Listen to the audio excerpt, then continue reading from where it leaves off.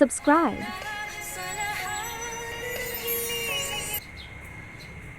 Ni Mrs. Dubois ang kausap nga na abogado nitong si Giselle kung saan pinupush niya talaga na kasuhan ang kanyang anak na si Justine.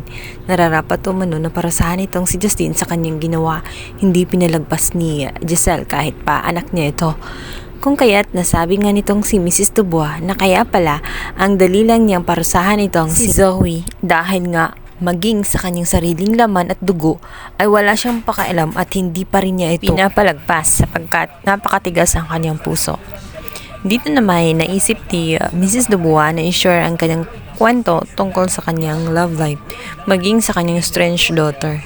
Dito ay nag-conclude naman ito ang si Giselle. Sinabi nito na bago umano siya manghusga ay mas tingnan muna niya ang kanyang sarili dahil mas malala pa pala ang kanyang ginawa kaysa kay Giselle dahil inabandonan niya at pinabayaan ang mga anak niyang si Moira maging ngayong itong si Morgana.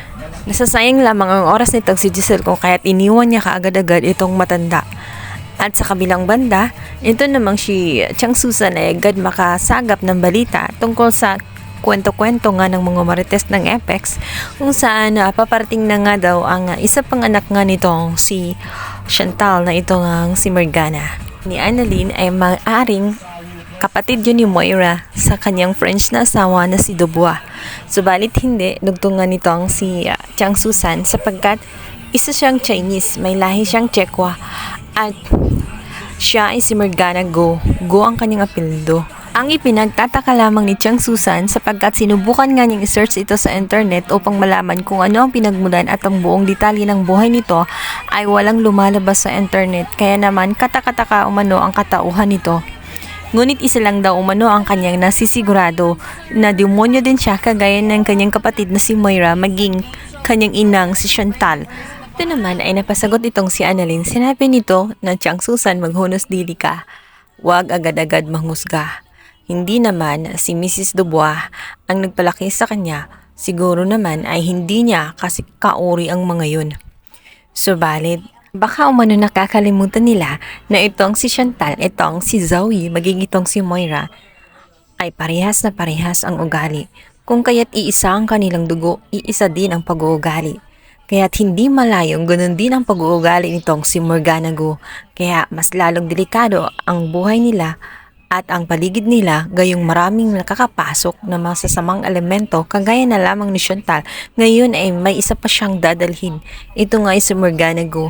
Sa kabilang banda, naisa na napakasuhan ni Giselle itong kanyang pamangkin na si Zoe. Pagkatapos nga saksakin ng tinidor itong kanyang pamangkin na si Annalyn, hindi niya dapat pinalagpas ang mga bagay na iyon. Subalit naawa naman itong si RJ, intindi na lamang nito ang kanyang anak na si Zoe. Maaring dala lang umano ng kanyang pinagdaraanan kung kaya't ganun ang kanyang naging reaksyon at hindi pa niya matanggap ng tuluyan ang kanyang mga losses at umaasa siya na balang araw ay maging stable din ang kalagayan nga nitong si Zoe. Ganon din itong si Annalyn. Hindi niya iniisip ng masama ang ginawa nitong si Zoe. Niintindi niya ang kanyang kapatid. After 2 weeks, ay mag-aalala naman itong si Annalyn dahil patuloy niyang susuyuin itong si Zoe. Pinapadalahan niya ng pagkain, subalit magtataka siya dahil ni isang pagkain na hindi tinatanggap ni Zoe dahil nagtatanim ito ng sama ng loob sa kanya.